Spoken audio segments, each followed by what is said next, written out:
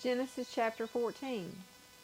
And it came about in the days of Amraphel king of Shinar, Arioch king of Elasar, Chedorlaomer king of Elam, and Tidal king of Goim, that they made war with Bera king of Sodom, and with Bersha king of Gomorrah, Shinab king of Admah, and Shemeber king of Zobeim, and the king of Bela, that is Zor.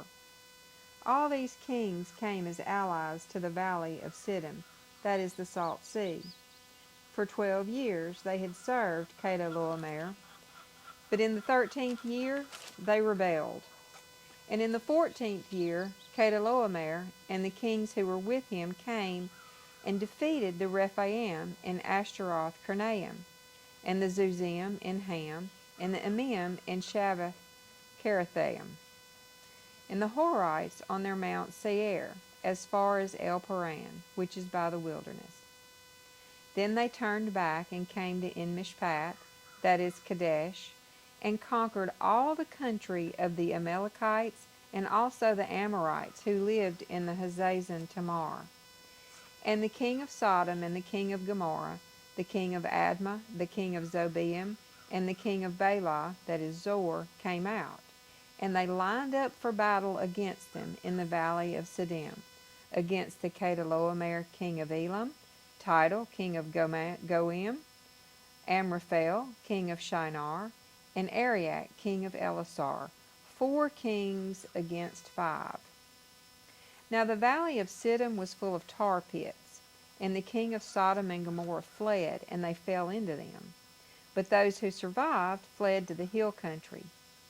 Then they took all the possessions of Sodom and Gomorrah, and all their food supply, and departed. They also took Lot, Abram's nephew, and his possessions, and departed, for he was living in Sodom. Then a survivor came and told Abram the Hebrew.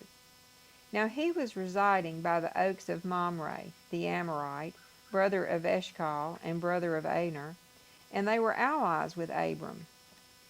When Abram heard that his relative had been taken captive, he led out his trained men, born in his house, numbering 318, and went in pursuit as far as Dan.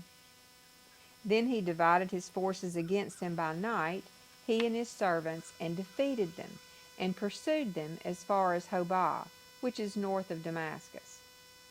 He brought back all the possessions, and also brought back his relative Lot with his possessions, and also the women and the other people.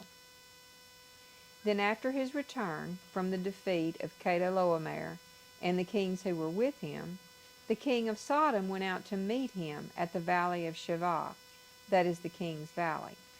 And Melchizedek, the king of Salem, brought out bread and wine. Now he was a priest of God Most High.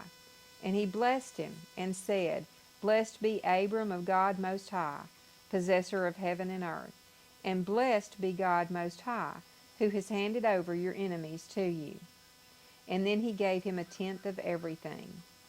Then the king of Sodom said to Abram, Give the people to me, and take the possessions for yourself. But Abram said to the king of Sodom, I have sworn to the Lord God Most High, possessor of heaven and earth, that I will not take a thread or a sandal strap or anything that is yours, so that you do not say, I have made Abram rich.